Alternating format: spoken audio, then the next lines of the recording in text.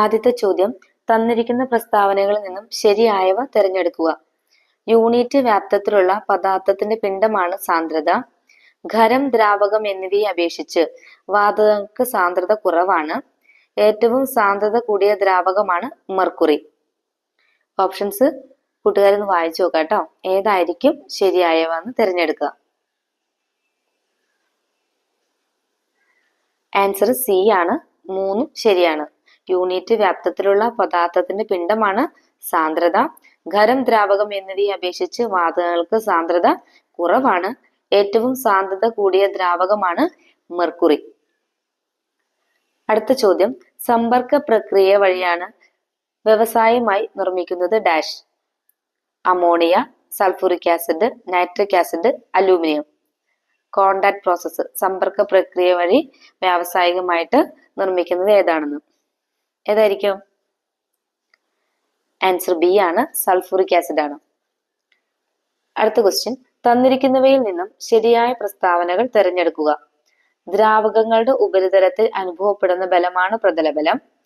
പ്രതലബലത്തിന് അടിസ്ഥാനം ദ്രാവക തന്മാത്രകളുടെ കൊഹിഷൻ ആണ്. പ്രതലബലം അനുഭവപ്പെടുന്നത് പ്രതലത്തിന് സമാന്തരമായിട്ടാണ്.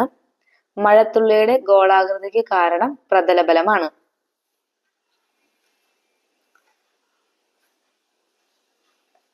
ഏതായിരിക്കും ആൻസർ?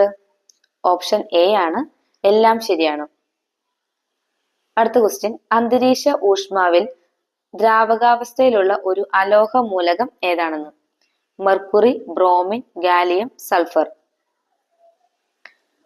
ആൻസർ ബി ആണ്, ബ്രോമിൻ. അടുത്ത ക്വസ്റ്റ്യൻ, മൂലകങ്ങളുമായി ബന്ധപ്പെട്ട രോഗങ്ങൾ തന്നിരിക്കുന്നു. തെറ്റായ ജോഡി ഏതാണെന്ന്. Silicon, silicosis, mercury, Minamata, lead, plumbism, cadmium, Wilson രോഗം, പൊട്ടാസ്യം, ഹൈപ്പോകലാമിയ. ഏതായിരിക്കും തെറ്റായ ജോഡി? 4 മാത്രമാണ് തെറ്റായിട്ടുള്ളത്. കാഡ്മിയം, വിൽസൺ രോഗം. ബാക്കിയെല്ലാം തന്നെ ശരിയാണ്. Silicon, silicosis, mercury, Minamata, lead, plumbism, potassium, hypokalaemia. അടുത്ത ചോദ്യം, മൂലകങ്ങളും അവയുടെ പ്രതീകങ്ങളും തന്നിരിക്കുന്നു. ശരിയായ ജോഡി ഏത്? സ്വർണം Ag, iron Fe, silver Au, tin Sn, mercury Hg.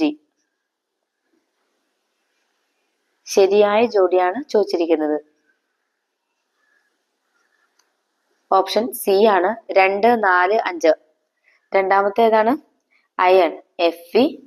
4 ഏതാണ്? ടിൻ. ടിന്നിന്റെ Sn ആണ്. 5 മെർക്കുറി Hg ആണ്. അപ്പൊ സ്വർണത്തിന്റെ ഏതായിരിക്കും പ്രതീകം? Au ആണ്. Au. സിൽവറിന്റെ Ag ആണ് കേട്ടോ. അടുത്ത ക്വസ്റ്റ്യൻ, തന്നിരിക്കുന്നവയിൽ അലസവാതകമല്ലാത്തത്. Xenon, helium, gallium, radon. Answer 3 മാത്രമാണ്. ഗാലിയം അലസവാതകം അല്ല. ബാക്കി സിനോണും ഹീലിയം, റഡോൺ ഒക്കെ എന്താണ്? അലസവാതകം അല്ലെങ്കിൽ ഉത്കൃഷ്ടവാതകങ്ങൾ അല്ലെങ്കിൽ ഇനേർട്ട് ഗ്യാസ് എന്നൊക്കെ പറയും. അടുത്ത ക്വസ്റ്റ്യൻ, അമോണിയ വാതകം ഈർപ്പരഹിതമാക്കുന്നതിന് ഉപയോഗിക്കുന്നത്.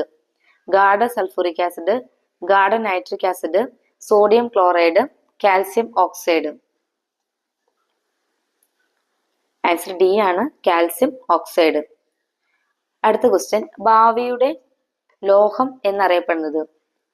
യുറേനിയം, ടൈറ്റാനിയം, അലൂമിനിയം, ഇരുമ്പ്. ആൻസർ ബി ആണ്, ടൈറ്റാനിയം.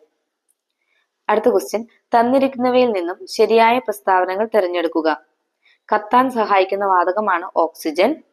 ഓക്സിജൻ വാതകം കണ്ടുപിടിച്ചത് ജോസഫ് പ്രീസ്റ്റ്ലി ആണ്. ഓക്സിജൻ എന്ന് പേര് നിർദ്ദേശിച്ച ശാസ്ത്രജ്ഞനാണ് ഹെൻറി കാവൻഡിഷ്. മനുഷ്യ ശരീരത്തിൽ ഏറ്റവും കൂടുതൽ അടങ്ങിയിട്ടുള്ള മൂലകമാണ് ഓക്സിജൻ.